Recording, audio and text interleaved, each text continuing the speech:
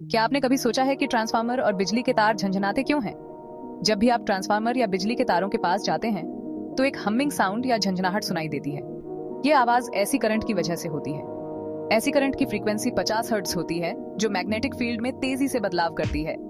इससे ट्रांसफार्मर के कोर और विंडिंग्स में हल्के मैकेनिकल वाइब्रेशन पैदा होते हैं, और वही कंपन आवाज के रूप में हमें सुनाई देता है। बिजली के तारों में भी यह कंपन हवा के संपर्क में आने पर बजिंग या हमिंग की आवाज करता है। ये आवाज आम है, लेकिन अगर ज्यादा तेज हो तो ओवरलोड या फॉल्ट का संकेत हो सकता है। ऐसे ही मजेदार इलेक्ट्रिकल फैक्ट्स के लिए चैनल को जरूर फॉलो करें।